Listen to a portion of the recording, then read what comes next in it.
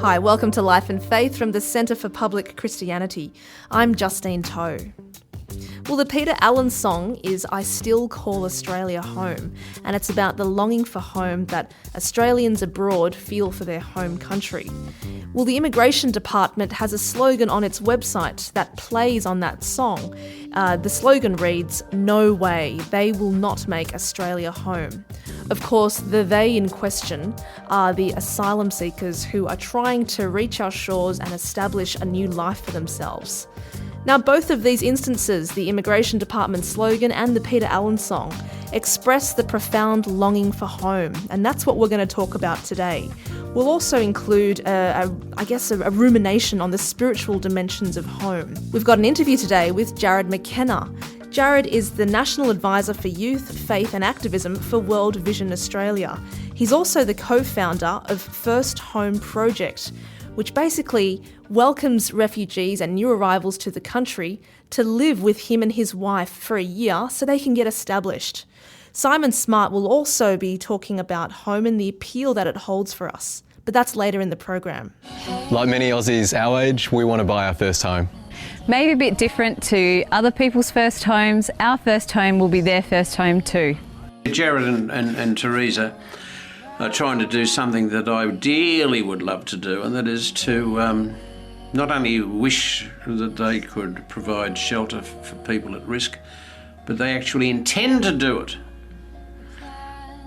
But the intention is a bit on the rocks because they need people to back them up. It's important that we welcome the new Aussies and give them a fair go. Extraordinary young couple whose real commitment is to make love practical. They've done that in ways of caring for Indigenous, being involved with asylum seekers and refugees. And I am a great admirer of what they do now. They're at a crossroads. So our little family are feeling moved to come alongside the newest Australians so they can have a fair go too. So we put in an offer for our first home, not just for us, but for new Aussie families too. It was accepted by the owner, yet lenders are finding it hard to understand what we're about and aren't prepared to give us a loan. And that's why we're making this video, to appeal to people to actually invest in this magnificent act of self-sacrifice. Jared, thank you for joining us on Life and Faith. Oh, thanks for having me, Justine. Now, the Immigration Department has a slogan that's aimed at deterring asylum seekers on their website. No way, they will not make Australia home. And yet, this is exactly what you've sought to do, to help refugees and new arrivals to the country make their home in Australia.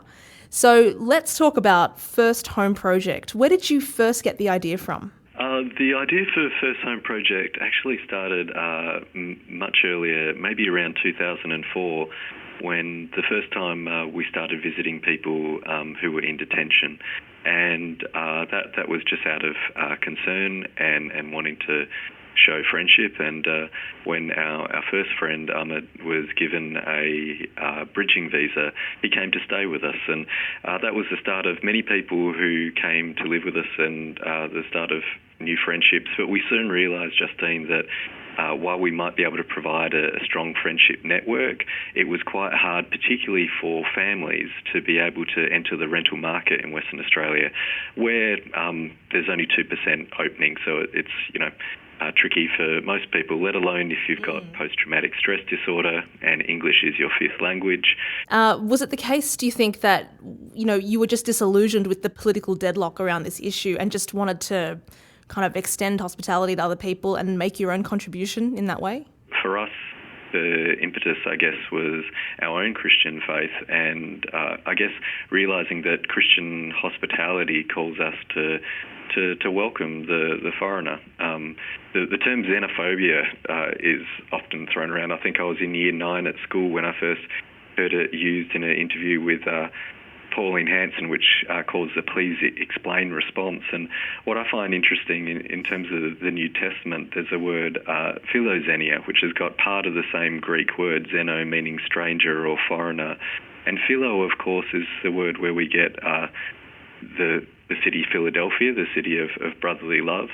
And this is a word that is used repeatedly in the New Testament in different forms for talking about welcoming the outsider, the stranger, the alien, or as we would say today, the asylum seeker or the refugee. And so for us, we had a real sense that philoxenia, the love of the stranger, was the Christian alternative to, I guess, the xenophobia, which happens where there's this irrational fear of these people seeking safety. So your Christian faith is fundamental to the way that you approach this?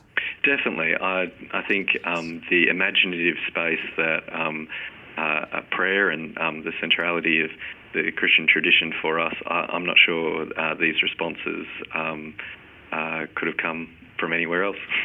Now, when it comes to, Teresa's idea to buy a house, I read that you guys crowdsourced the $600,000 mortgage. Is that right? That's right.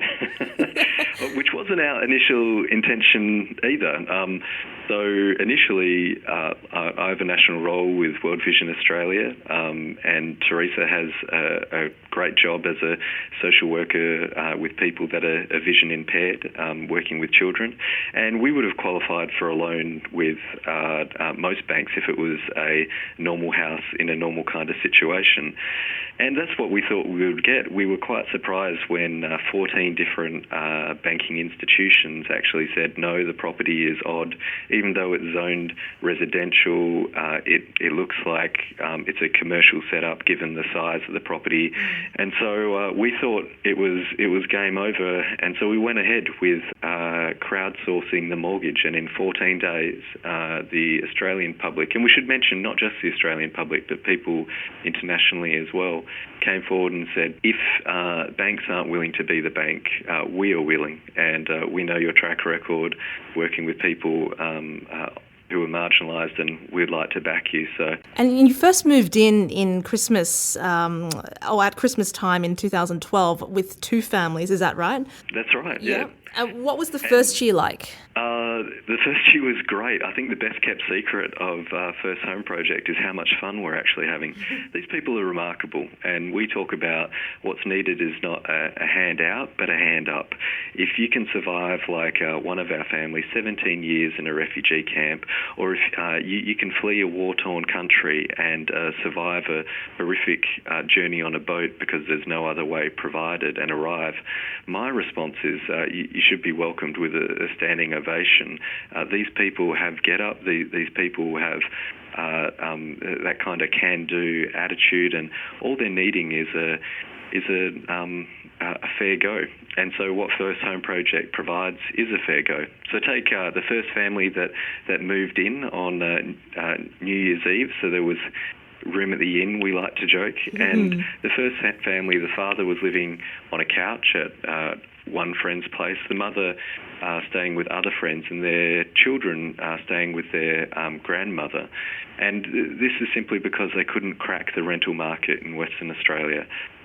After a year of living at First Home Project, not only do they both have stable work, a strong friendship network, the kids are doing well in school, they were able to take the rental history that they had with us and the recommendation, and now they have their own rental property and have actually qualified for the Key Start program here in WA, which means that they can build their own home. I think owning your own home is an Australian dream, but when it comes to sharing it with another family, especially one that's very different to you, it becomes even more radical. Do you think this goes to the heart of why there is such a deadlock in this country over refugee policy? Because it's so difficult to think of living under the same roof/nation, with other people. For me, Justine, I think the deadlock has actually got to do with not seeing the big picture. As you mentioned earlier, the No Way campaign that talks about you will not have a home here. The blatant stuff that kind of message misses is that people fleeing war-torn countries get on boats for the same reason that people jump from burning buildings. It's that there is no other way. And the tragedy of the No Way campaign, what it actually sends the message to these people is desperate people don't jump from burning buildings, but it doesn't actually provide safety from the flames either. But for us, this is like neither humane, nor speaks of what Australia can be. I think it's actually horrific. I think what's actually needed is Australia to become a regional leader in a regional response that provides safe ladders out of these burning buildings. And I think when people have that larger picture of the issue, then we can have different conversations. Conversations like Uncle Kevin Buzzcott down in South Australia said to me one time, "When are you white fellas?" Uncle Kevin Buzzcott, of course, being an Indigenous leader, he said, "When are you white fellas going to realise if you don't let them in, we're going to send all you back as well?" And it's those kind of humorous responses that I think get to the heart of some of this question about, actually, let's ask each other our last names, let's remember our own stories, and whether it's Ireland or England or Czechoslovakia or Somalia or Afghanistan, all of us have come from somewhere, and the question is, how do we respond in ways that are worthy of these amazing, vulnerable people who just need a fair go? Now, you've said yourself that all of us come from somewhere, and I guess all of us are looking for a home as well. Do you have thoughts on the spiritual dimensions to home, or our longing for home? Of course. I guess Augustine's quote comes up for me around our restlessness until we find our home in God. And I wonder if our own insecurities around a sense of place here in Australia is what creates the kind of fearfulness that we're not willing to actually open up to other people. I was last year in a Syrian refugee camp and just so struck by the fact that here was I on the border of Syria and Lebanon having about the population of Sydney, and they had taken in 1 million people fleeing this war. And for them it was because they realised the context of what was going on, and simple questions of what would I want somebody to do unto me if I was in the same situation? Australia, we are often perceived as an isolated island of prosperity, but we sit in a region of real suffering and often misery.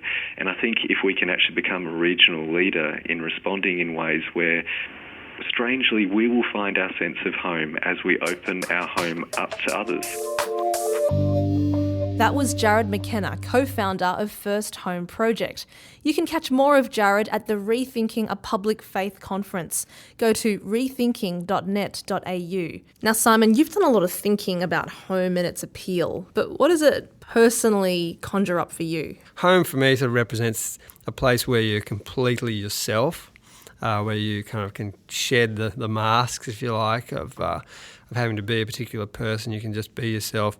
You kind of have that physical enactment of that. You come in, kick your shoes off, you're in your singlet top or whatever it might be, and just completely relaxed. But it's also, I guess, that place where you feel accepted. They have to have you in, they have to let you into home. and I guess where you feel loved for who you are, at peace, you're not afraid, you're not anxious. I think Frederick Buechner called it a vision of wholeness that stays with you, even when home's anything but what I've been talking about. Somehow or other, we have this vision for what home ought to be like, and that kind of can sometimes hold us together as we sort of long for that, strive for it, hope for it. When you're talking about longing and hope, I mean, we're moving into the transcendent, I guess, or a spiritual dimension. Are there those kinds of connotations to home as well? I'm often reminded of those sort of Negro spiritual songs. Very often are kind of calling you towards, this is not our home, or we're going to be taken somewhere better than this place. It's holding out a vision of something better. Soon we're going to be seeing the King. One day soon we're going to be taken from this reality into a better one. It has sustained people in those sort of awful sort of circumstances. Even Nick Cave, his song says, everyone's got a room in God's hotel. No one will be denied. And this is another part of home. It's no one gets denied from true home. It resonates with the Christian concept of where Jesus talks about, in my Father's house are many rooms. That's the promise, and they're waiting for you. That drives a lot of people to sort of think about what true home really is, and I guess it connects with that idea of our true home being with the Creator, the ultimate Father.